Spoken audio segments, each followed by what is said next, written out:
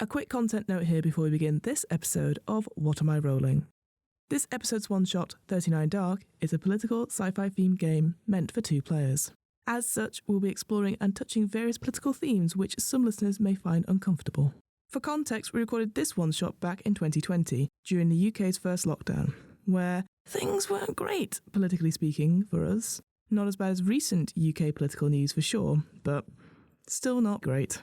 Other content warnings for this one-shot include politically motivated violence, oppression, death, grief, and police brutality. If you're not in a good headspace and you want to avoid any or all of these topics, please feel free to skip any or all of this one-shot. Thanks again, and stay safe, my friends.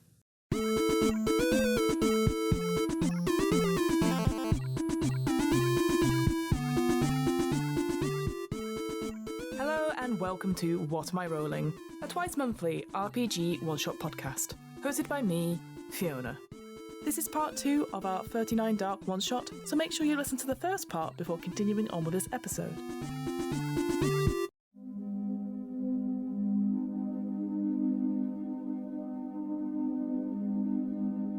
To briefly recap, I am playing the saviour, Lane Novak, a new leader of the protest movement 39 Dark, which operates on Mars Colony. Lane has been tasked with bringing about significant political change on Mars itself, especially at the governmental level. My friend David is playing the role of the governor, who is in charge of all the other characters in this actual play. Together, we are trying to tell a meaningful story about Lane Novak's attempt to change Mars Colony for the better. The story takes place as a series of scenes during which Lane learns of impending or ongoing efforts by the colony government to further oppress its citizens. Lane will try to implement plans to achieve an agenda designed by 39 Dark to alleviate the oppression. When Lane's plans work, they will help empower the citizens towards self-government. When they fail, Lane will have to choose between facing the consequences of their failure or feeding the people false hope in the name of a better future. Too much false hope, however, will lead to disillusionment and accusations of treason. If Lane is not careful, they will face arrest, exile, or even execution. Remember, during a progress scene, the saviour will try to generate as many change points as possible in one of the agendas. The saviour chooses a starting action level for the scene, which determines both the number of dice rolled and the type of protest engaged in by Lane and 39 Dark. There are 3 action levels which can be chosen: civil protest, which is 2d6, civil disobedience, which is 4d6, and violent uprising, which is 6d6. Each roll represents an attempt by Lane and the members of 39 Dark to implement Lane's plan. The saviour adds up all the dice, the total of which is the number of change points generated by Lane. After rolling, the saviour can choose to risk another roll for additional change points or quit and keep the current total. The saviour may roll as many times as they like. There is a catch, though. On any roll, including the first roll, if one or more dice shows a 1, then the entire plan is a potential failure. As 39 Dark breaks up quite nicely into distinct sections, I'll go through each section before each part of the one-shot. One last thing before we begin. Naturally, there are times in this one-shot where the players and myself, mostly myself, get the rules wrong or forget something plot-wise. Whilst we always endeavour to stick to the rules wherever possible, at the end of the day, we all make mistakes, and what matters most is that everyone enjoys themselves. And with all that out of the way, let's get back to 39 Dark.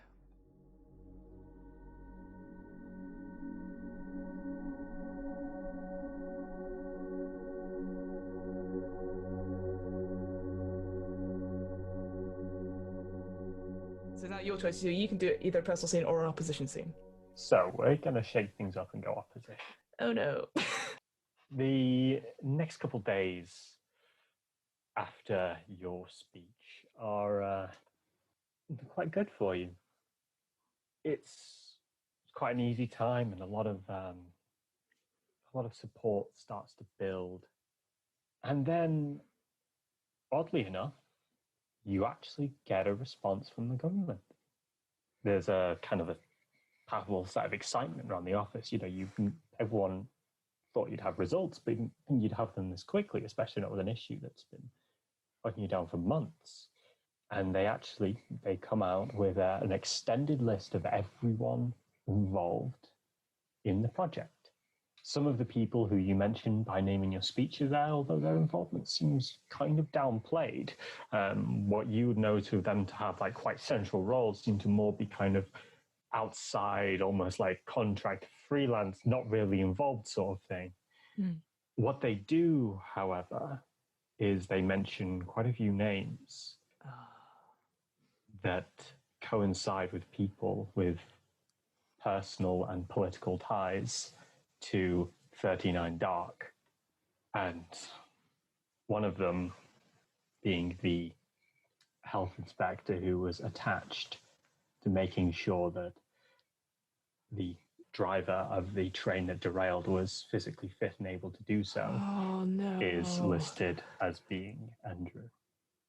God damn it, Andrew. You don't know if this is true. Okay. I can imagine just seeing this news played to me. Adam's in the office with me, and I just go, Adam, I need you to go do something for me. Is it to put the gin in the coffee? Yes. Thank you. He stands up, comes back 5 minutes later. You may go. Yeah. So, the government has released a list of names. What is your response? Many people from 39 Dark are tied in one way or another, including your dearly beloved. What's the response?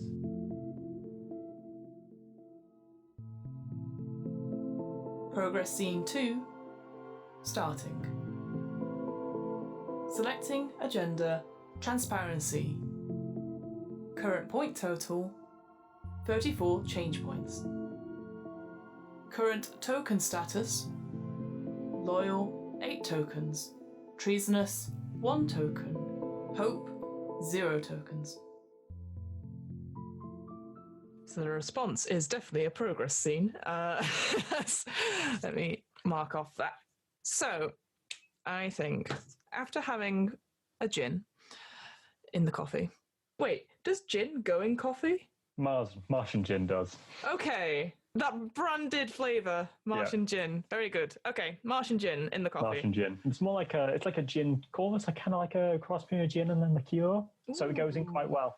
Oh, I like that. Yes. Yeah. Very good, very good. Sorry, now I'm getting distracted by thinking of, is it pumpkin spice gin? Yes, it is. There we go. Done. That's exactly what it is. Right. Sorry. Get that distraction out of the way. I need to focus on this problem. So I think I'd spend half an hour going shit, looking out at the view. Then what I would do, I would write a email to all the members of 39 Dark. Basically recapping what's in the video, not necessarily naming names, just obviously saying, like, obviously this has come out from the government and they have pointed to certain members of our party to having ties with them for now. And some of you may be whispering about certain members and certain ties, etc. We are now opening investigation. And this will be ongoing until we can resolve this and find out the truth, whether this is a deliberate attack on our reputation as a 39 Dark, as a lobbying movement. And I would say, in the emails, what I'd probably want to say, if this is true, if there are members who are tied to this thing, they will be ousted and dealt with publicly. And no one is exempt from that. Okay. This is Lane Novak, and I approve of this message. Okay. You send that email out to your own people? Yeah. Trying to get ahead of the thing? Yeah. Roll it. Yeah. So I'm only going to go for a civil protest for this one. It's more emailing and hoping. Yeah, it's calm. It's an office email. It's just a chat. Yeah. You've said at one point, guys, I want to open a dialogue. My God, yes. Oh, I'm one of those people. No, not the hero I thought I'd be. All right. So how many? So 34. You're on. Oh God. So I just need. I just need 6 points and then I can get that point back from treason into loyalty. All right, so rolling 2 dice. God, that was terrifying. That's a 5 and a 2, so 7 total. That's going to take us up to 41. Yes! Okay, so it's quite interesting. The response comes back quite immediate from 39 Dark, from other people, and you find the answer worrying, but also, although it's concerning for you, it's actually quite good. Like a sort of, the more political, the more politician inside you is like, oh, although this is worrying, we can use this. As you realize that although some of the names are kind of accurate, the tie-in is so loose that it's almost completely negligible. The fact that they may as well just be blaming the people that actually worked the thing. And looking over at the statement once again and putting together some of the facts and the information that you have, you see that as the government has been pushing those people that you named sort of further and further to the edges and really trying to downplay their importance, you see that you actually have evidence to prove that this is a deception meant to mislead people. Suddenly there is a hashtag going round the Mars Twitter sphere of hashtag Lanegate. Yes! As you come out with this, with these facts, and you kind of soothe the people with what's happened, they suddenly start talking about, well, 39 Dark must be making some very good points if the government is doing this in response. Yeah, you now have progress. Significant progress. So that means I can put my 1 point from treason back into loyalty. Yep. Woohoo! That's good. When an agenda reaches 40 or more points, Lane has made significant progress towards an agenda's overall goal. This has 2 effects. First, the saviour may narrate the release of any followers incarcerated as part of a sacrifice in a previous progress scene. And second, the players together create a new agenda for 39 Dark using the same procedure they used at the beginning of play. The maximum number for agendas for any 39 Dark game is 5. And we can now pick a new agenda as well because we've made significant progress on the first one. Yeah. Also, I think you can keep rolling with this one if you want. I can, but shall we get another agenda up and going so we've got it? Yeah, sure. So you kind of picked transparency last time. I did. It's your turn. It's my turn. So in terms of agendas, we've got personal expression, information sharing, elections, representation, transparency, privacy, travel, wages, healthcare, education, migration, work assignment, rationing, policing, sanitation, corporate rights, equality, technology access, worship, outer dome settlements, criminal justice, and housing allocations. I'm going to pick healthcare. Cool. And I would say, from that brief talk we had with Andrew, is that the healthcare on Mars Colony is like a basic line, but it's almost been, it's almost like an afterthought. Because obviously they had to get here, we had to build the domes that we live in and transport between them and this and the other. So it's like, oh, and we need healthcare because obviously, people live here and they need to work and stuff like that. I think that the healthcare workers, again, this sounds incredibly political for how this game is going, that they deal with quite a lot, that they're overstretched, but there's been constant cuts because the peacekeepers, are getting funded quite a lot, even though I don't know if you saw this in the thing. The peacekeepers, they don't have guns. There's no guns on. Yeah, they use stun batons. Yeah, I was like, oh, that's quite cool actually. So they must be like the finest stun batons, like solid gold at this point. Also, not to mention any kind of armor they've got, like ridiculous. But yes, surveillance equipment, what have you. Oh God, yeah, they look like proper constructs, I'd say. But yes, I think that they're overworked and aren't appreciated or funded, and they just obviously there's a whole thing about, well, it's our duty of care, we're here to look after people. They wouldn't necessarily. So I would say and feel free to chip in on this, I'd say that the agenda is healthcare, and the call to action is to raise the living wage of every healthcare professional in Mars Colony. Yeah, sounds good to me. Hooray!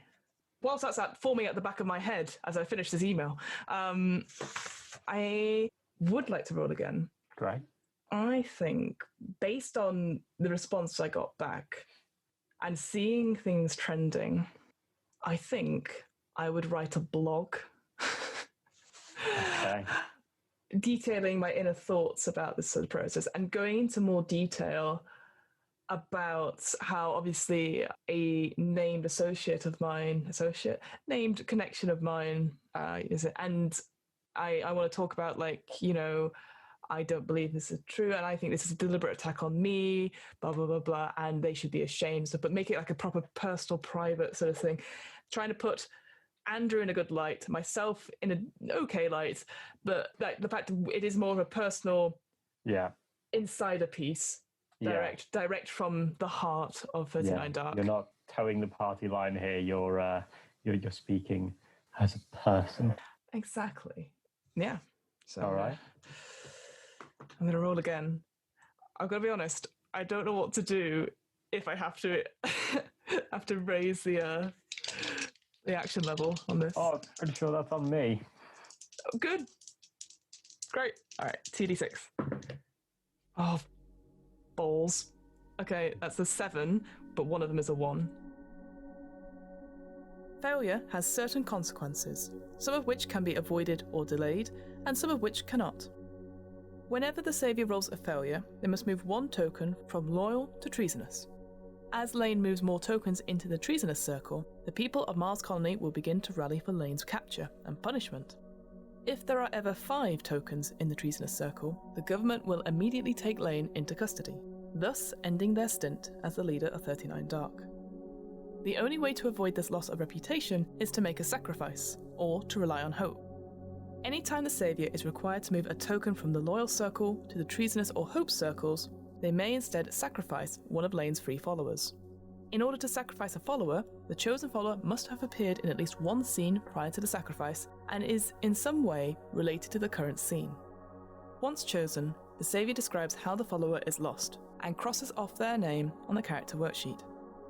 A sacrifice means different things depending on the current action level. Sacrifice at the civil protest or civil disobedience levels means that one of Lane's followers is jailed, exiled, or held for interrogation for the remainder of the game, unless freed as a result of making significant progress towards an agenda. Sacrifice at the violent uprising level means that one of Lane's followers is killed during the current progress scene. The loss is permanent, and Lane does not receive a replacement follower. Even if a follower is freed later in the game, Lane may not sacrifice that person again, and should still cross their name off the character worksheet. At most, then, the Saviour can make 3 sacrifices over the course of the game. As long as the Saviour avoids humiliation or disillusionment, they may turn any failure into an apparent success, by relying on the citizens' desire for hope.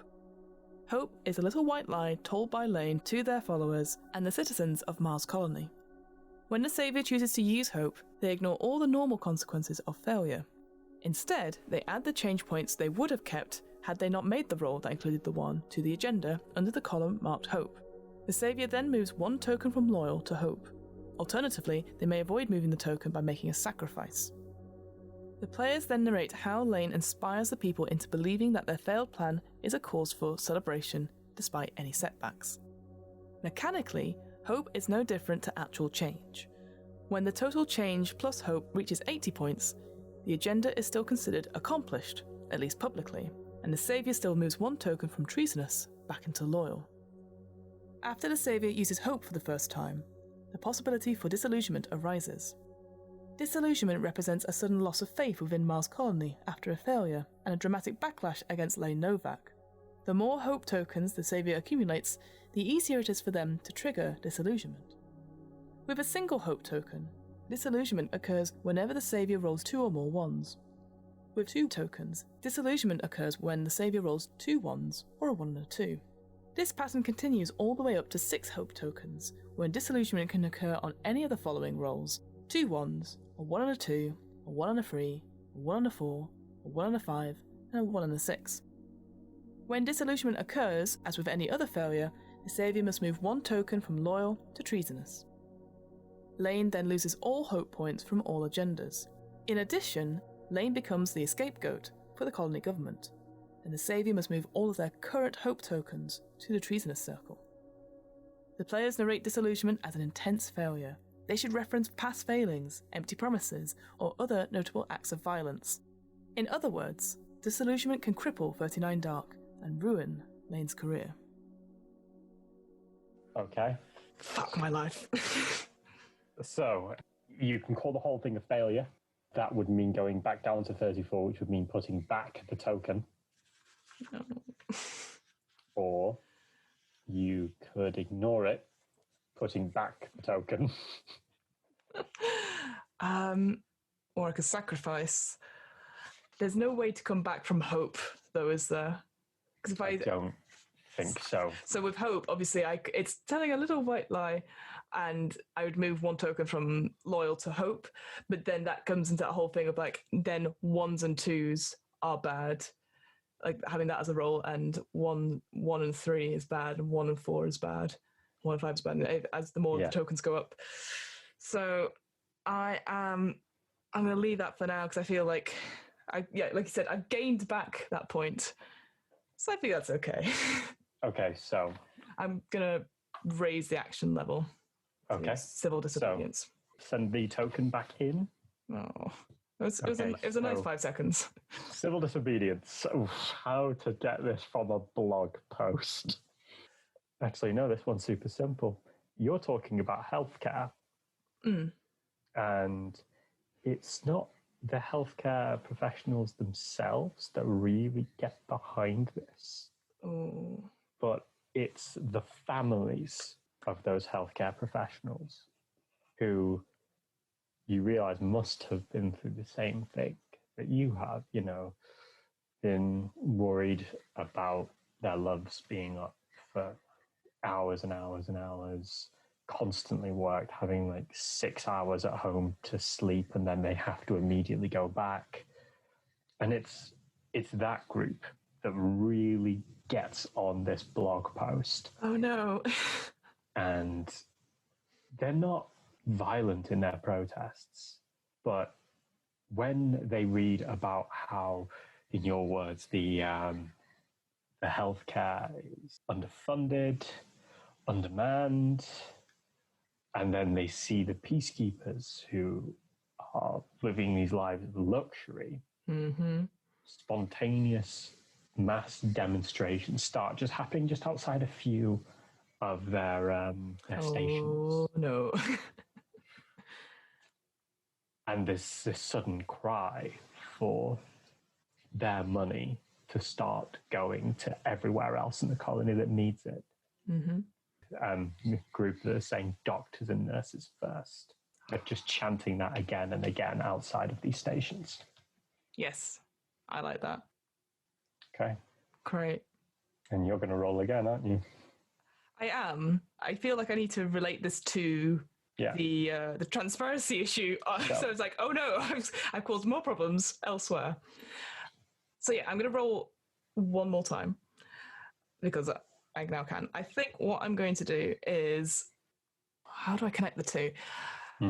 That's the problem. I think seeing this reaction, seeing the support that 39 has suddenly got, I'm going to go to one of the demonstrations myself. I will tell Adam, who's definitely not my head of security. I will tell him to tell the head of security that I'm going there. And I will give an impromptu speech about how important this is. And I'm grateful that this happened. But what we need to do first is they have tactics on this issue. But I want to promise all of these people that healthcare is right up there on 39 Dark's agenda. Sort of like, now this day is about transparency, but tomorrow is about healthcare.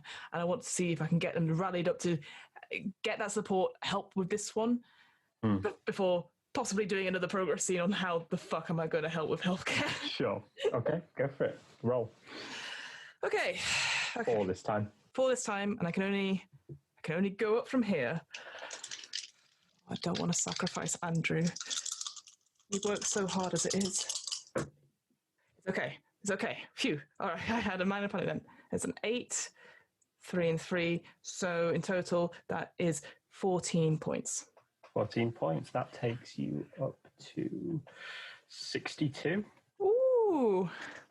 The speech goes really well, and you sort of relate it back to transparency. And you've always been quite good at thinking on your feet. And you're relating it back to transparency. And you then suddenly have this brilliant idea in the middle of it. How to take this anger that's being directed at the peacekeepers from the side of the families, and how to turn that back to transparency. And the realization hits you. The peacekeepers, you can never really see their faces with the masks that they wear. Oh, yeah. But everyone knows who the doctors and nurses are. When you bring this back to a nurse, this is just another case of this government not being transparent. Yeah. You know who the people trying to save your lives are, yet we never know a thing about those going round with stun batons every single day, encroaching on our rights. And the people love it.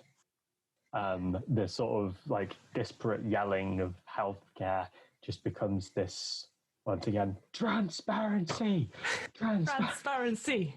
over and over again. It's a bit of a laborious thing for them to yell, and you're like, oh, well, hey, whatever works for you. I say health, you say care. Health. I don't do that. I'm like a 35-year-old woman. I wouldn't do that, but I say eat there, you say rich. we come up with an appropriate, cool chant that's very catchy. Yeah. Yes. And the protesters, they all, again, it's not a violent protest. They're still very much keeping it like chill the way it is. But you managed to keep it on focus. Yes. I did it. You did. I'm not going to roll again. No? No. Because I feel really panicked now. I know I'm like, what do you say? I was 62. You're almost half. You're like, yeah. Yeah. You're 6 points off being a flat double from what you were, which would then put you 12 points. Well, you're 18 points off solving this issue entirely. Well, that's the thing. I just know it's gonna bite me. I'm gonna have like 4 ones, and then I'm like, well, this is the end of everything. So I'm gonna stop for now. Okay, great. Yep. The protest kind of runs its course, and eventually you direct everyone, but you tell them, the one line that you hang on to is today is transparency, tomorrow is healthcare. Yeah. And you get the people revved up to come back. Yeah, and as always, I end it with, my name is Lane Novak, and I approve of these messages.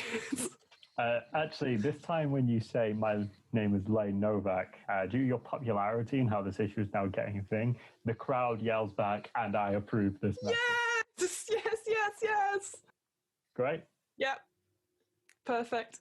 What could possibly go wrong now, David? Hey, it's all going absolutely fine. Yeah.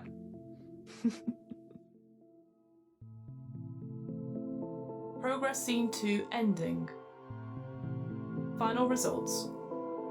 62 change points for transparency agenda. New agenda created. Healthcare. Current token status. Loyal, 8 tokens. Treasonous, 1 token. Hope, 0 tokens. Well, it is your turn. So either a personal scene or an opposition scene. You make it back the next day, ready for these more protests on healthcare. You have a clear idea in your mind about how you want these protests to look. Mm-hmm. Although you've been to a point now where things are getting a little bit on the inside, nothing has gone too out of control, so It's okay. Adam is there with his long list of things, and just keep you appraised. And you're left alone for a few minutes to just to kind of get yourself ready, the few minutes you have left until it's essentially time to go. And then suddenly you can hear Adam sort of panicked knock on your door. Come in. Yeah. Adam just kind of pokes his head and he goes, Ms. Novak, you have a visitor. Great. Are they on the approved list? No, they kind of just dropped by. Can't really turn them away though. Who is it? It's Deputy Chief Tansy. Okay. Okay. Well, Adam, just tell you what, we'll do the same thing we did before with Steve. Go grab us an order. Ask Tandy what they want, and if I do the message, you come get me. And Adam, this time actually do come. Right. You didn't send the message last time. I think use your best judgment, Adam. Take this as a teaching moment. You understand. You've met Tandy. They hit me with a stun baton once. That wasn't just now, was it? No. Okay. Good. No. He's been quite polite now. It's honestly a little scarier. Okay. Well, I will deal with him. And coffees, full fat, pastries. Okay. Thank you, Adam. Thank you. Thank you. And he kind of ducks out, and then a few minutes later, a quite large man, about 6'3". Oh shit! Quite well built. Oh no! And walks to your desk and doesn't sit, but just stands while you're sat there. Miss Novak. Deputy Chief, how lovely it is to see you again. And you. This is a courtesy visit. I expect no less. What can I do for you? I'm aware that you and your demonstrators have planned something today. And given what happened last night, I feel that I would be not doing my job of protecting the people of this fine colony if I not to tell you that I do not advise you continue with this. Continue with what? This illegal demonstration. Oh, Deputy Chief, obviously, what happened yesterday I can assure you, was not planned in any way, but I feel like it was handled quite well, considering what it could have turned into. The fact that, there was these accusations from the government. I'm sure you read the blog post. And people weren't happy with that. Obviously, we just want the truth to be out there. Now, obviously, we don't see eye to eye, and I appreciate that. And I feel like we could work together on this in some capacity. But I assure you, I have no intentions of, anything illegal today. Wonderful. And I do thoroughly approve of us working together for the best possible outcome. Indeed. And yes, yesterday was unplanned. Thankfully, nothing got out of control. However, I feel it would be a terrible shame if anything unplanned today did get out of control. After all, with so many people yelling things, what are my own peacekeepers to do if they fear for their lives? Your number one duty, I would assume, as a peacekeeper, is to keep the peace. Now, by what means, I would hope it would be at your discretion that your duty is to protect life, just as any healthcare worker is. I'm sure you would appreciate the healthcare and the duty to protect others who are vulnerable, right? Of course. Whereas it is the responsibility of those who keep the peace to take certain steps to ensure that is handled. And as he says this, there is another knock on your door as oh no, Adam comes in, doesn't have the coffees or the pastry. It's very, very sorry to interrupt, Miss Lane. And Deputy Chief, she goes, no. I think I've made my point. The rest will become abundantly clear very soon. Good day, Miss Novak. As he turns to leave, I will say, I hope you will be there personally, Deputy Chief. I want you to see what a force for good we will be.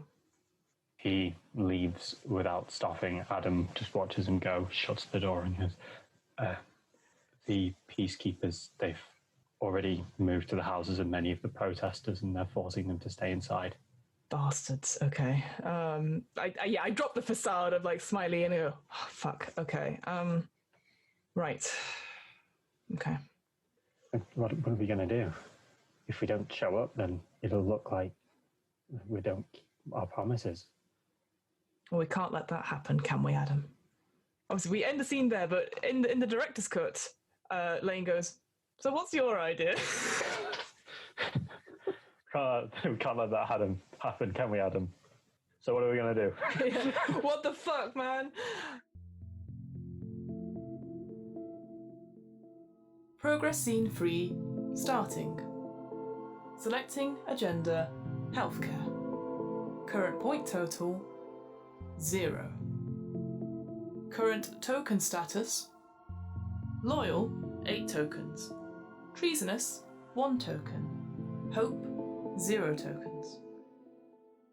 Well, then in that case, I'll take that scene and I'm going to change it to the next progress scene.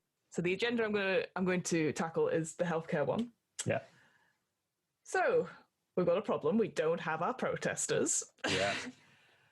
Brill.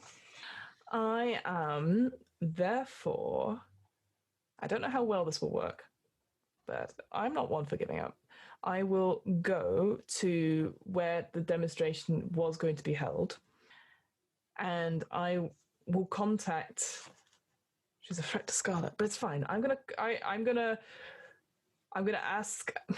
I'm sure there's more people than just Adam, but I'm gonna ask Adam to inform other people to contact Serena at the News Network Court. Okay.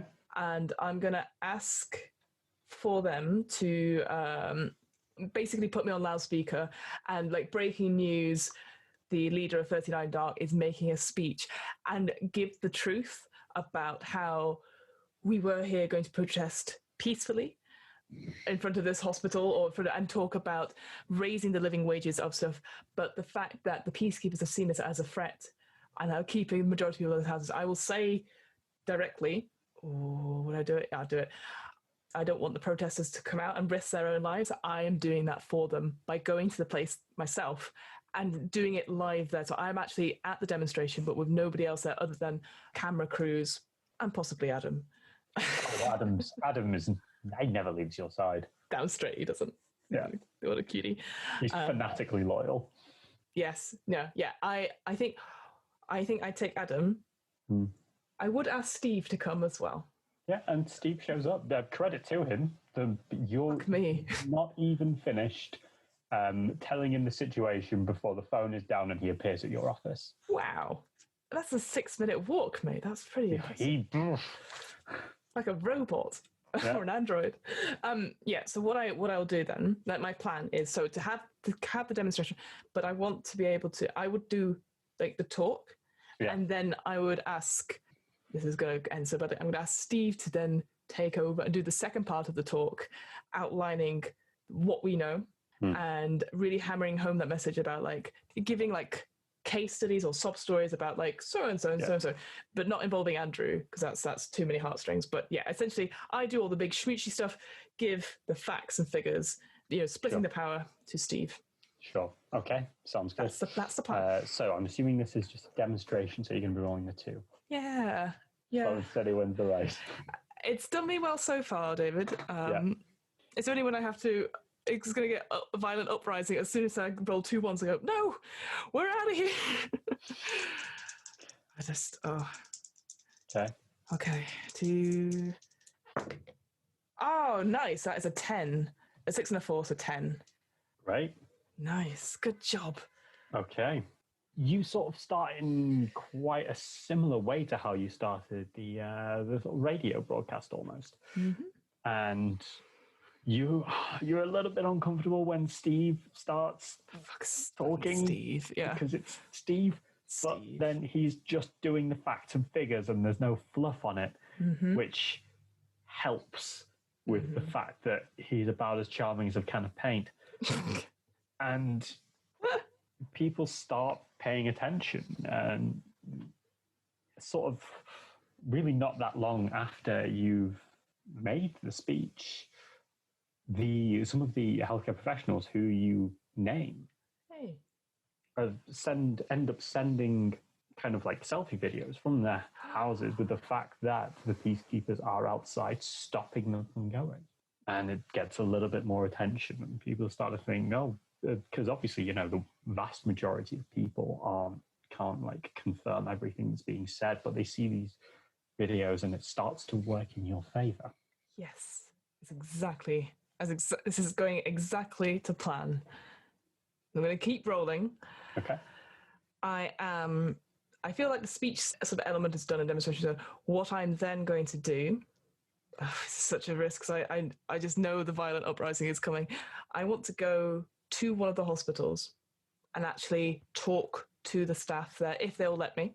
Whether or not I'm allowed actually into the hospital wards, that's about. But I'll get Adam to contact them quickly to do like a speed run, like a press run, and actually. What I'll do that the smiley like, but then asking the probing questions about, but what is it that you need, and what is it that the government can do, and basically maybe say like, what is it that you're lacking, and then they'd be like, oh, PPE, and I'm like, that's an interesting point. Where can we get, what is the things, and then like make promises. Yeah. With saying that, look, we will look into this, and we will be lobbying for the government to use funds to make sure you get what you need, because healthcare is our priority. If my name is not Lane Novak. Great. Roll it. Ooh. I've always rolled a 1 on the second dice roll, so. No, now you've said it, it's going to happen. No, because that's not how probability works, apparently. Oh, wait, no, that's not how it works. It's a 6 and a 2, that's an 8. Okay. The interview goes very well. You are seen kind of presenting the healthcare professionals in a way that they've actually not had this much publicity in a long time. And what you imagine is just going to be one interview actually becomes several back to back, as they all have things to say. And the fact that, what you begin to see is practically a subculture of all these people in this occupation who have been largely disregarded. And one nurse in particular, he talks to you about the amount of times he dealt with people with stun baton marks. Ooh. And how that is getting funded. And he's seen over many years, he's seen that get more and more. The weapons change, but he has the same stethoscope that he's had the entire time. And it really starts to get some traction. Love it. Oh, that's really cool. Right. Still going to keep rolling. Still going to keep it at a lower level, which I know is going to take me fucking ages. But I think what I would do, because it seems like a very, very long day, but I think I'd keep going. I think I'd do my press tour with Steve and Adam. And then I want to end up at the Peacekeepers headquarters outside and doing my own little mini demonstration. And say, hopefully as my sort of closing remark on this sort of press tour or something, I want to talk about how I feel, I'll mention that fact that, well, the deputy chief actually visited me today and warned me not to come here and not to illegally demonstrate, but all I'm doing is my free will, and that's what we should have been allowed to do. We were going to be peaceful, and all I've done is talk to people, and all I've done is to spread the message that the people here of Mars Colony, they need to hear, from the everyday Martian to the everyday Earth settler. And frankly, this does not seem right, that this, and what we've heard in our, again, always recapping, always remembering the details of the stories that I've heard. Yeah. I'm a great rememberer of these things. Yeah. And then, finishing off saying that I'll go deep. I'm going to be like, I feel what has happened to me today. I feel like I have been possibly harassed in a way, been told to keep quiet, because of how powerful our movement is growing and how influential we'll be. We will not stop speaking the truth, and we will not stop getting the message out there, getting our message for healthcare and transparency and other agendas that are soon TBC. And then I will do it. I will do sort of a my name is Lane Novak. I approve this message, and this is 39 Dark. Blackout. Nice. Cool. Roll. So cool. I just don't want to get double ones now because that was really cool. Suddenly it becomes a mass riot. Oh no. Oh, that was close. That's another 8. Okay. Ooh. And now at 26. It's doing all right. You make your way to the headquarters and you give this next sort of speech, this demonstration. And it's the fact that the deputy chief came to visit with a sort of veiled threat that people latch onto the most. Damn straight. And the day seems to be on this sort of trend of story sharing. And suddenly you get a lot of people absolutely like filling Mars book with all these stories of how the peacekeepers have come and at one point politely warned people off doing things in a way that was almost scary or considered harassment, a way that made them deeply uncomfortable. And you kind of do note that a lot of public sympathy is turning more towards 39 Dark and against the peacekeepers. Well done. Yeah. As soon as it goes to blackout again, director's cut, you just see Lane go, fuck yeah. Like sort of high fives Adam. Like goes to high five Steve and then thinks, but like just sort of like wave the back of the hair. Imagine it's Adam's job to tell Lane when the cameras are off and she can do a dance. Oh, do I want to roll again though?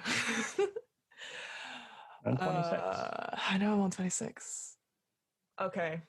Are you ready? I want to escalate to level 2, so civil disobedience. Okay. Oh, How is this happening? How is this happening? So in the days that are following, again, that's sort of the news of healthcare, the viral videos, all that sort of thing are going ahead. I'm going to get Steve on the case, whereby we are going to organize.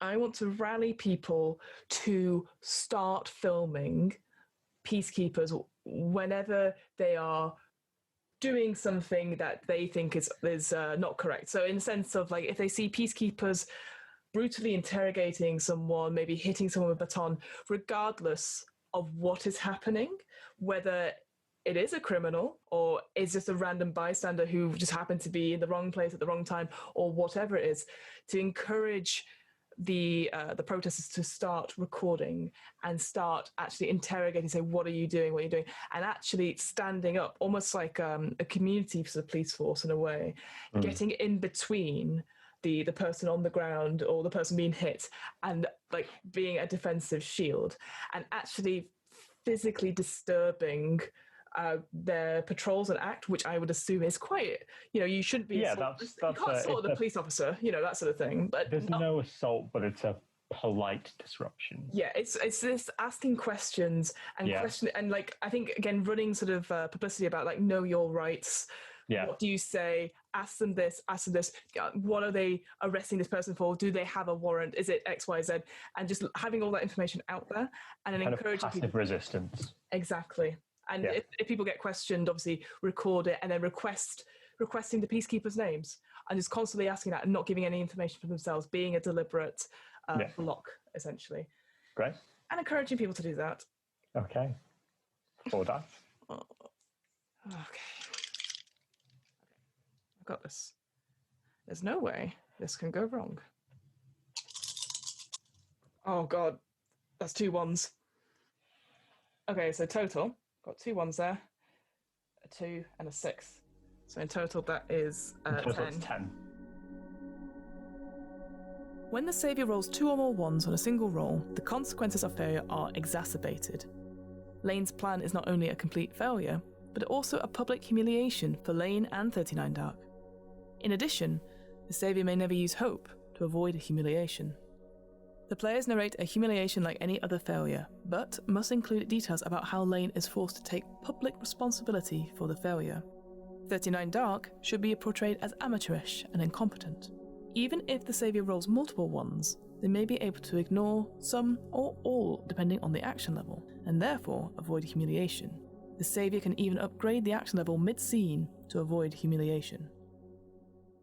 And a double one also means humiliation, if I choose to take it. But we know that's not going to happen.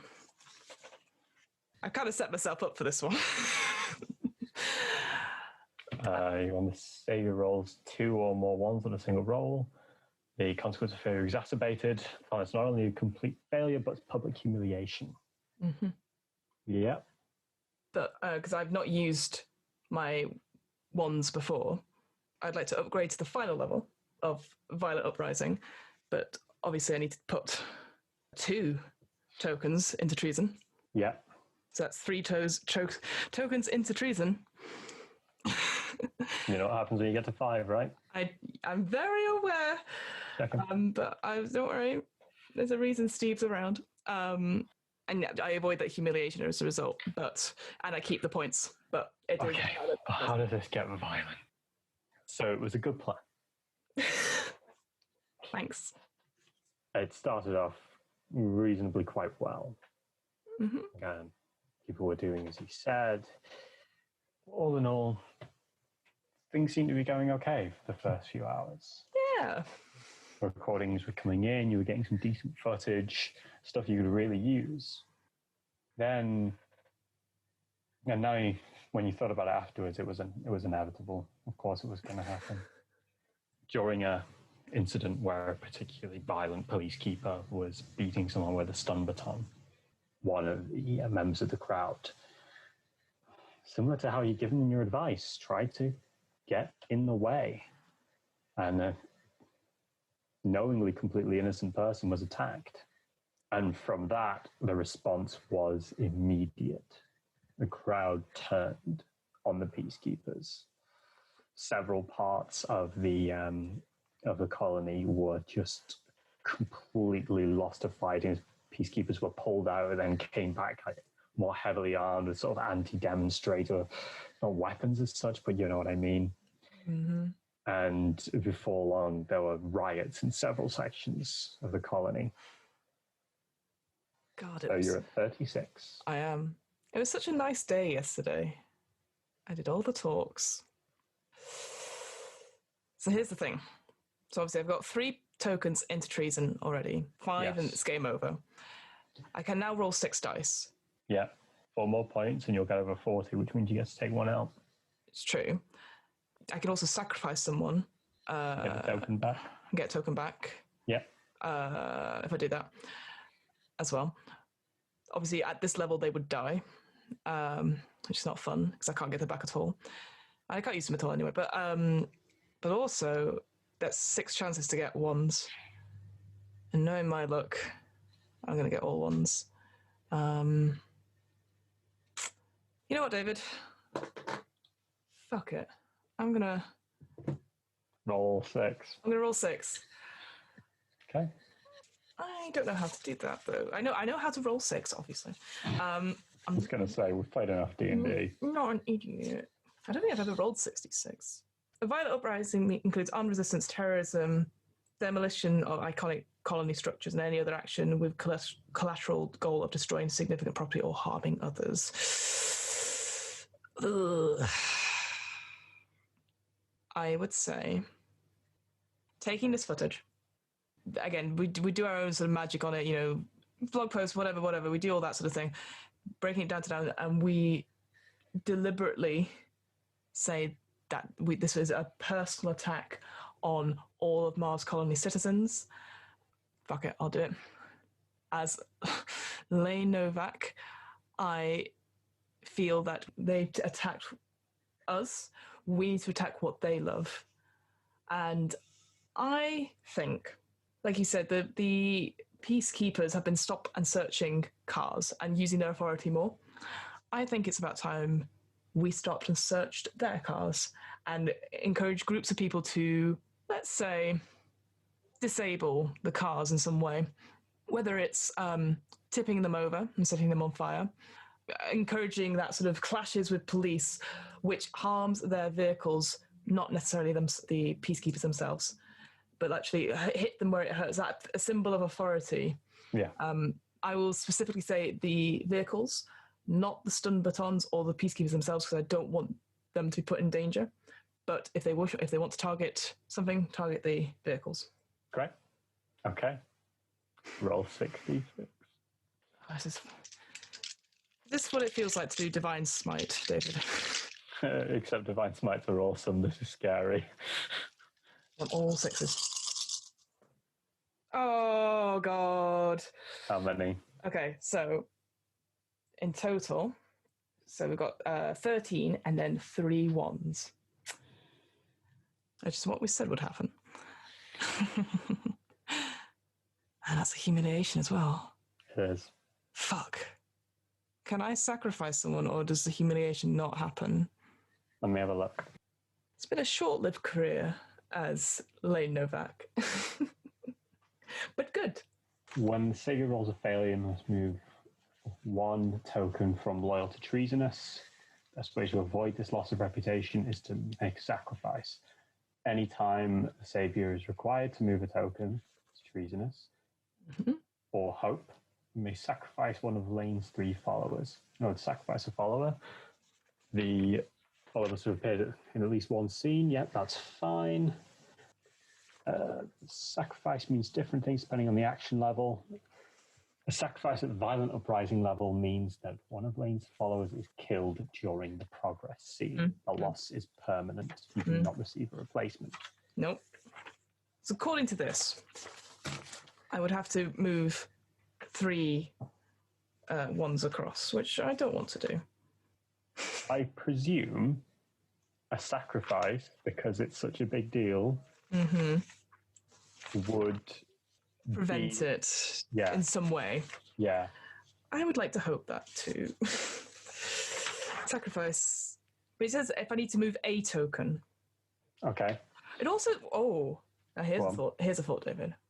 What if I sacrifice 2 people? Because it says anytime the Saviour is required to move a token from loyal to treasonous or hope, I can instead sacrifice one of Lane's 3 followers. So it sounds like to me, anytime it's 1 token for 1 person. I think that does sound, as read, that's kind of what it sounds like to me. This is going to be such a shitter. So tell me if you think this works. I would like to sacrifice Steve and Emma and then move the last point into Hope. Okay. Yeah. I think that works. I think it does. So it's now, if you roll a 1 and a 2. So what was it, 16 you got, right? Yes. Okay, so that would take it to... Would that take me over the thing? Because then I'd get a point back. Yeah. Could I then not put a point into Hope, or do you think that's a bit cheeky? I think that's a bit gamey, don't you? That's fine. That's totally fine. That, if anything, that helps me out in the long run, because then I can take a token back from treasonous into loyal. Okay, so... Sweet. You send out this message that you're only going to attack the cars. It's... Well, very quickly, there was this concern of how are you going to do this? This has to be very carefully managed. Crowds get really aggressive, and, you know, people kind of give in to beta instincts. And you all decide the kind of main leadership of 39 Dark, I mean, some that aren't particularly leadership are going to split up and try and keep things together. Adam is more than happy, volunteers, he's going to go and take care of something.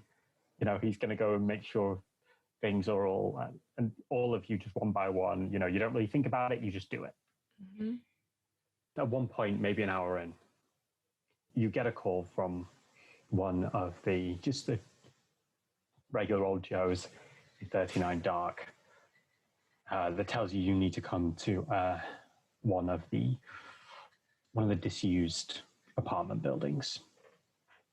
You get there, and you see that in this section of the city, peacekeepers, they've responded to these attacks on the cars as violent attempts to harm them, and as such have unleashed a lot of very violent attacks.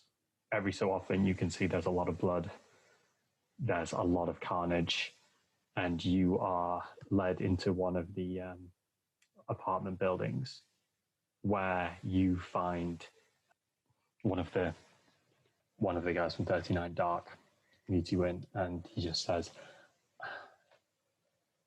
it's Steve. We were trying to... Marie's pregnant, and Steve put himself in the way. They didn't stop until he wasn't moving. He's in there, but I wouldn't go in. I go in. It's bad. His face is quite swollen, quite dark. He also looks very pale. He's not quite cold yet, but oh God, it's pretty brutal. And as you take a minute, you're kind of thinking out what you're going to say to people in this disused apartment who are now looking at you for some sort of guidance. Just as the words kind of form, you're cut off by your phone ringing. And you see it's Andrews calling you. You answer, and the only thing he says is, you need to get here quick.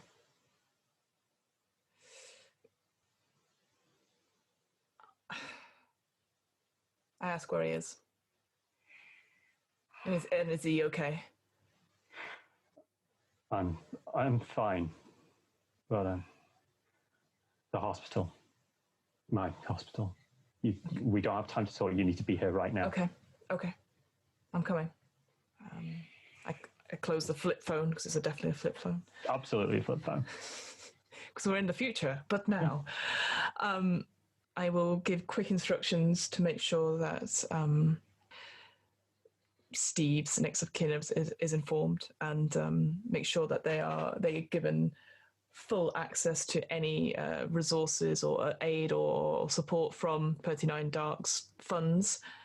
And I say, please, can someone go by his apartment and check on the dog?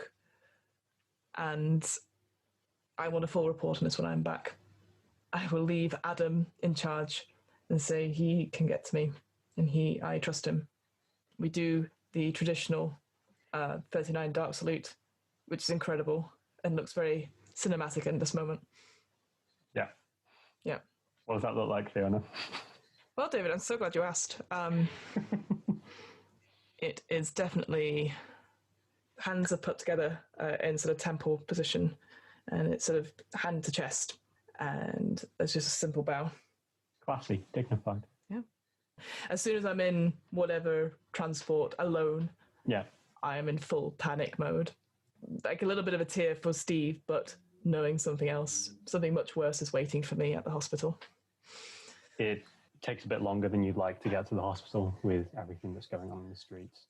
And by the time you make it there, you see Andrew is already waiting for you, which is the first time this has ever happened. You've been a visit many times at the hospital before, but you've always had to catch up to him mid-round. He's never been waiting. Mm-hmm. As you come in, he just gives you a hug, but very quickly before he says something, he just takes your hand and is just very quickly leading you somewhere. Okay. I let him. He comes to a closed door, seems to be a patient's room. As you stand outside the door, he looks at you, turns, and just says to you, Lane, there was nothing we could do. she's in there, but she's not there anymore.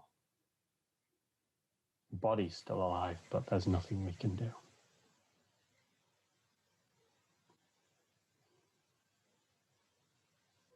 What happened?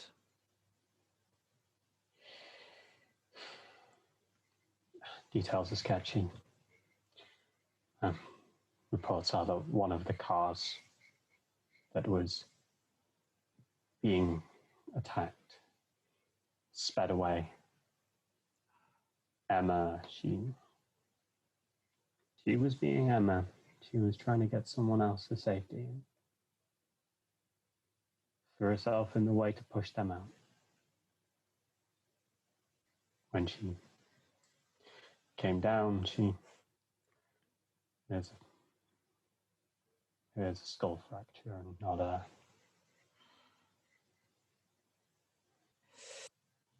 Do you want me to come with you, or do you need a minute? Give me a moment. But thank you. I'll stay here. Okay. I'll go in. I'll brace myself for a second time in as many hours. Yeah. And go in. It's worse than Steve. She doesn't look worse. That's the hardest part, but it's the rhythmic beeping of the heart monitor. And it's when you sort of round the corner and pull open this curtain and you see the bandages around the head and the heart monitor and the tube going in the mouth. But it's just looks like someone in a very deep sleep. And there's also the horribly mechanical whirring of the breathing apparatus or the life-sustaining equipment. And she's just still. I will sit in the designated hospital chair, pull it close and sort of hold her hand. And not even looking at her, I just start to cry. And the tears well up. It just hits like a tsunami in a way. This whole sort of like flashes of being back at the train station, enlisting in 39, going to our first rally, getting elected into minor positions, canvassing, and we always did it together.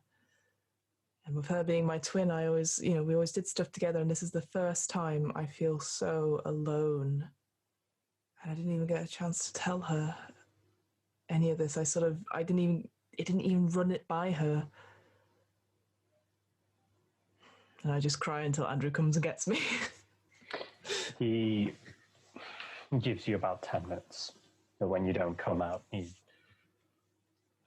comes and sits by you. He's able to stay for a bit, but then very soon more and more nurses and doctors come in and ask for his assistance, and eventually, incredibly reluctantly, he does have to go. I tell him to go. You're left with her as long as you want. No one makes any attempt to move you on or do anything with the room. I think I give it an hour or two. And then, again, just looking at the circles, so I've got one into hope, so I need to explain how I get rid of that final one. And Cameras, news reports, network chief who's never been a friend of your group has clearly sent some people there who are going to maybe capitalize on this moment, or they're waiting. I would go out into it, go do it, and I'd give a brief statement. Again, maybe taking a moment in the hospital bathrooms to wipe away and like put some makeup on and then do the whole Novak smile. I'd go out and it's more about, because it's a white lie, so it's more about limiting colossal impact of losing two key members of our party. One obviously quite a personal connection, and one that's a frenemy technical rival. So I think what I would do is I would highlight the violence caused by the peacekeepers as a reaction, and them losing their cool over something which they should have been able to contain, but this is spiraled out of control. Landing the blame squarely on them because we have the evidence of that, saying that I was visiting some of the hurt members and they are fighting for their lives just now. And, you know, I wish discrepancy, privacy for the families, blah, blah, blah, blah, and not reveal the deaths of either just yet. Okay. But did give some significant progress. You did, yeah. And although it's a particularly dark day, and a lot of people lose their lives, that loss, it never seems like 39 Dark's fault. Once again, it's eventually when the statistics do come out in the next couple of days, the amount of wounds and deaths on the protester side, that's staggering. And again, it's one of those twisted good things in that you find out no peacekeepers were wounded. Yeah. And when you come into this report in the morning and you see Adam has just highlighted the section, there's no sort of note there or no sort of chirpy demeanor with it, just a simple, this is the thing of note. And that works incredibly well. Mm-hmm. There has to be a bit of a reshuffle, and unfortunately some of the people who are moved into positions aren't quite prepared for them. Mm-hmm. Adam ends up being kind of almost groomed for your sister's position, but his instructions are very simple, just to now just shadow you. There's a new assistant that's been brought in. Oh, Adam. Yeah. So you're getting traction. And also, so moved a point from treason into loyalty. So 1 in hope, 2 in treason, and 6 in loyal. Hooray. Yep. But we also get to make a new agenda because we gave certificates. But I didn't want to bring it up earlier because I was quite sad. So what's our new agenda? What's our new agenda? That is a good question. Well, I picked the last one. True. So is there one that speaks to you at all? Give me the list again. I will, once I find it. There it is. So we've done transparency and we've done healthcare.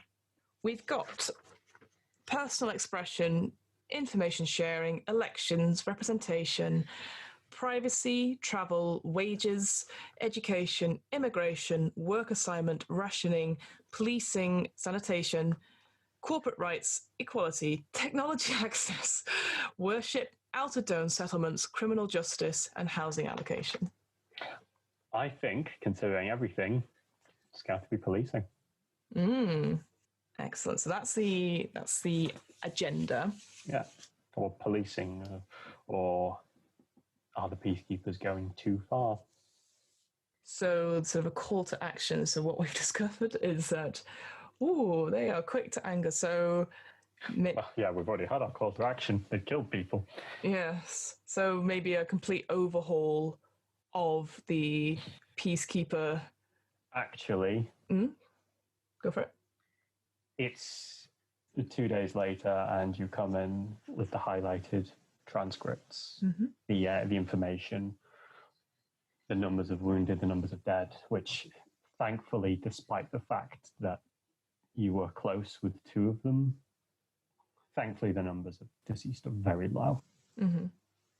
Only 4, 5. Yeah. The wounded is in the dozens. Mm-hmm. But it could have been a lot worse.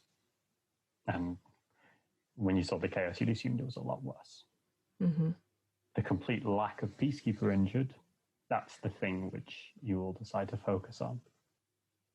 And there is almost this huge question from a lot of the people of how are the peacekeepers being disciplined for this? Where's the inquest? And it's at that point where the government does something which puts you in a position where you have to act. They seemingly choose to do nothing. It is not acknowledged. So then I guess the call to action is getting those responsible for the violence and the deaths of our thing and punishing them. Yeah. The government, to an extent, refuses to hand you those who are responsible. Okay. That would be the call to action then, to swiftly punish those responsible for what's happened. Quote unquote Martian justice. Martian justice. I'll put that in. Martian justice. Not Martin Justice, as I just put. That would be a great name for a god. My name is Martin Justice. Justice. Martin Justice. Progress Scene 3 ending. Final result. 52 change points for Healthcare Agenda. New agenda created. Policing. Final token results. Loyal, 6 tokens. Treasonous, 2 tokens. Hope, 1 token. So that was a progress scene. A very long progress scene, but so back to you. Opposition or personal? I think all things considered, we now need a personal. Sounds good. So, you have thrown yourself into work in the wake of Emma's death. Not that you're not beat up about Steve, but, yeah. Yeah. You've completely thrown yourself into work. And once again, making it back to the flat, and you seem to be doing this so much lately, it's late, and you kind of almost catch yourself just for a second. Feel that thing is as you look up and you see your window and you see that just the one light is on. And you can't quite describe the emotion that you feel. It's a part of it is that mix of, once again, you're considerably overworked. I don't know, whatever it is to you. Partner, let's just go with that one. That's neutral. Is up much later than he should be. Mm-hmm. But then there's the other side of you, and you kind of catch yourself just for a split second as you think it. You're like, can't he just leave me be? Mm-hmm. But regardless, you go in. And he's in the middle of making himself a gin when you walk in. Kind of turns to you as he sees you in the doorway. Turns back and just grabs another glass. Fills that. And as you approach, just holds it out for you. As I get it, I think the only addition I'd have to the scene is Rufus the dog is also here. Yeah, Rufus is there now. He has a tendency to pee on the floors.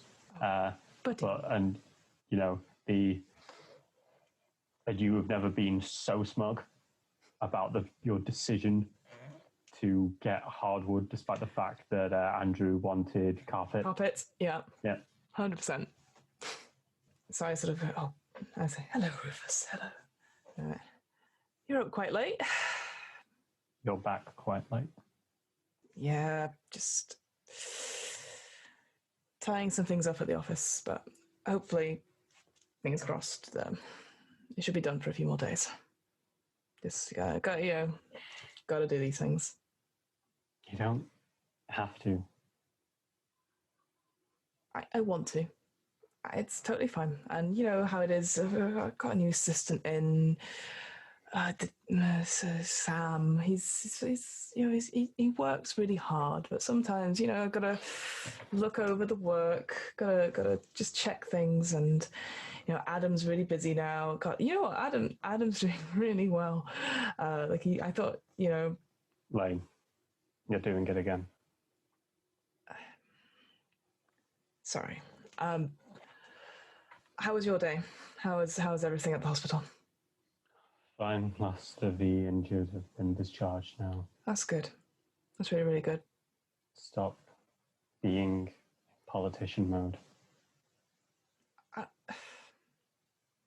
I was being genuine. I've not seen you react since you came to the hospital. It's not healthy. I don't want to do this now, Andrew, please. It's been a very long couple of days. I've got a lot on.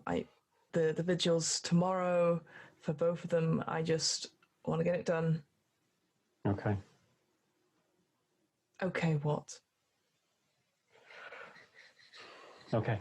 No. If that's what you need, Don't do this. I get it. What? I get it. I get it. It's, you're worried about me and stuff, but I don't know what to tell you without making it worse for both of us. I think about her every single bloody day. I look in the mirror and I see her. I don't know what to do without her. She was the only reason I went for that fucking job. And now she's gone, and now I can't do anything without doubting myself or worrying about it. I put Steve in danger, and I'm dealing with that. And to lose, I don't need your pity right now. Why don't we leave? We don't have to be here. The clinic I've been trying to open, finally got a grant. I'll be able to open it somewhere on Earth. I can't do that. Not now. We've made so much progress, and I can't let her memory go. Not like this. I just need a few more days. Okay. Look, I've taken some leave from the hospital. Okay, good. I'm coming with you. I know you're about to tell me that it's too dangerous, but I know you.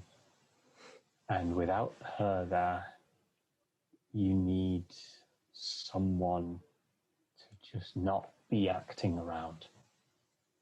So even if I just hang around and don't do anything, or just, I don't know, press enter on emails, and I want to come and help. I mean, we are short-staffed.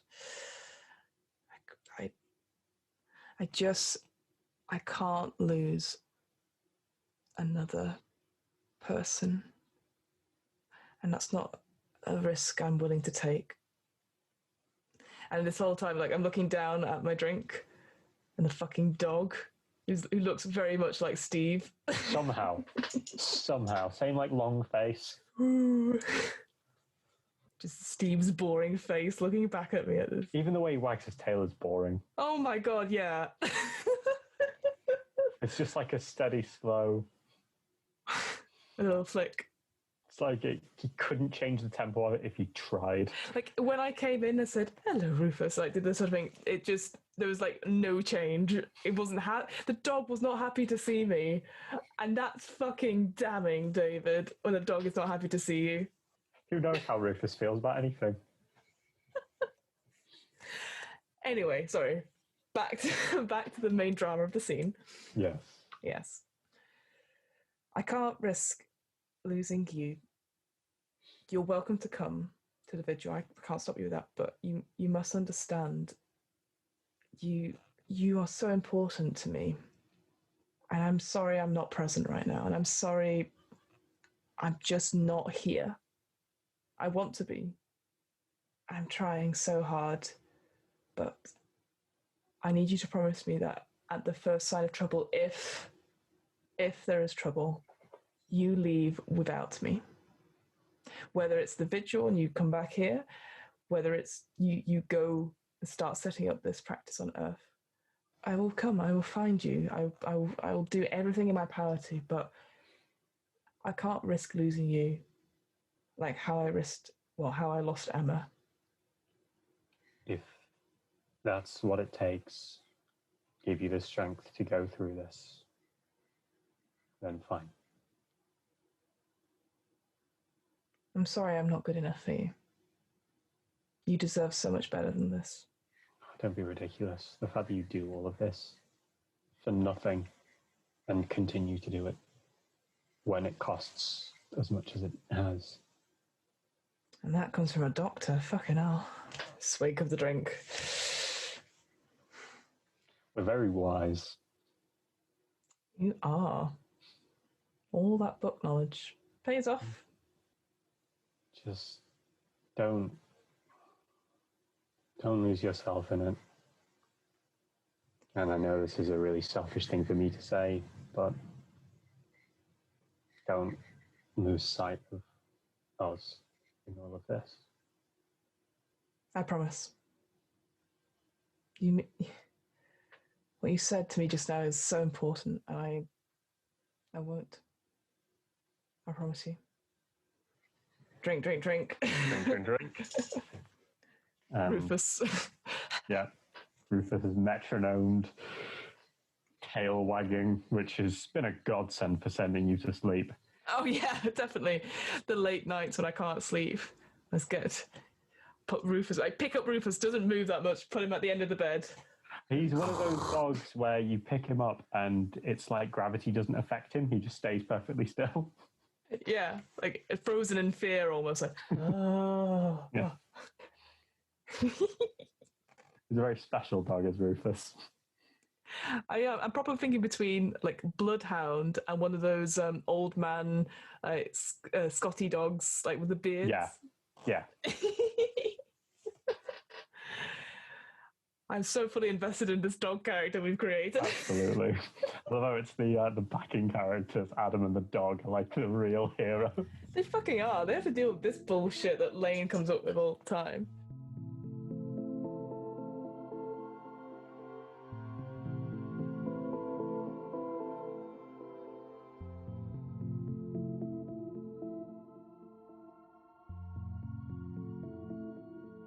My scene. I'm gonna go for a personal scene as well, and Cool. we're gonna do the vigil. Okay. In the days since the clash with the peacekeepers, we'll call it day.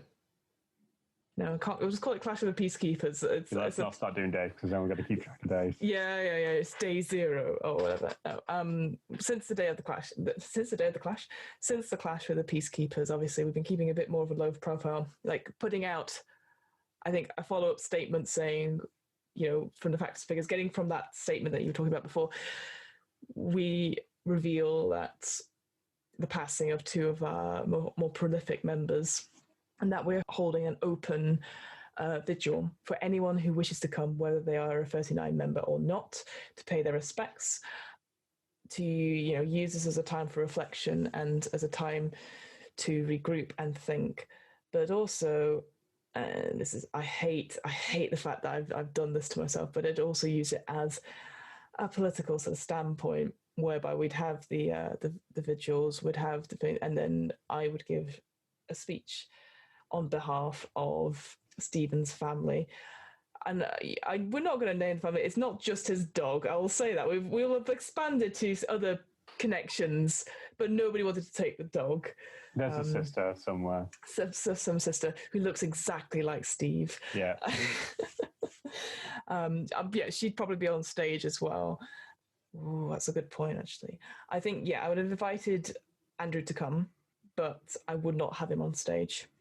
Even though I assume people know we are together and partners, but I don't want him to be a target for this, and especially because I'm using it as a political platform as well. I don't want to necessarily to be associated with that. So obviously I have the grieving family of Stephen, and then myself as the grieving surviving member of our family, of me and Emma, and have the vigil and whatnot, and then speak on behalf of Steve's next of kin, and then move on to mine and do a move, because I don't have to roll for it, a great fucking top-notch speech. You know, the sort of kind, David, that I make at all funerals, whether they are my connection or not. No, I think it would be a moving thing about how losing someone in your family before their time is awful and should not be experienced by anyone. But losing a twin and being one half of a twin feels like losing a part of yourself, being only half a person now when you know that's not true, and really expand upon this void, this emptiness that has clearly been building inside for a while, and like keeping it in and using the speech as sort of that cathartic release, and then changing it into anger. I even like the idea that it's not paper that I'm reading from, it's a fucking teleprompter. And you have the pictures of the two, of Steve and Emma up there, like, you know, doing canvassing, doing the stuff they needed to do. The promotional shots we would have done for 39 Dark.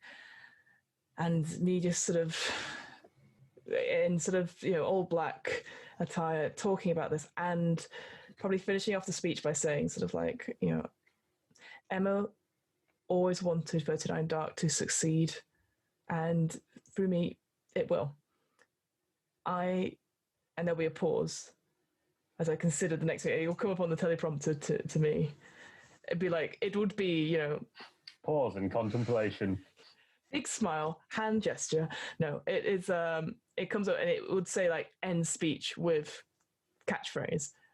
But I go off script and I say, I hold the Peacekeepers fully responsible for the deaths of Steve Smith and Emma Novak.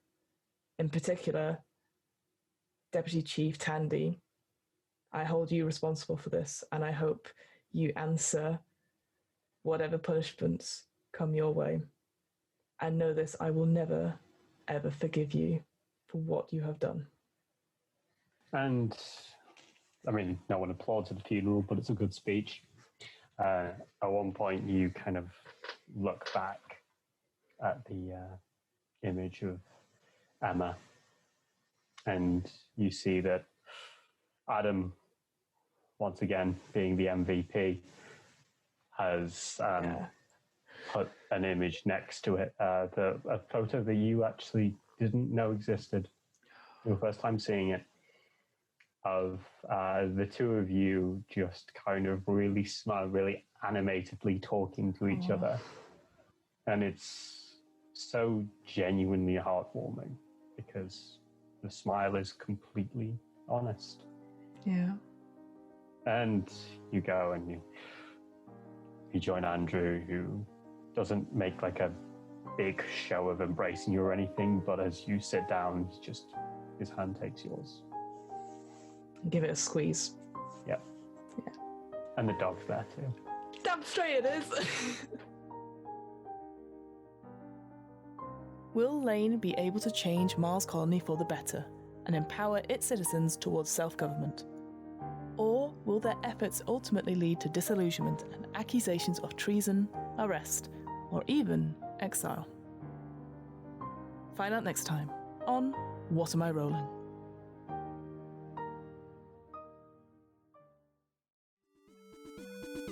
The What Am I Rolling podcast was created, recorded, and edited by me, Fiona Howat.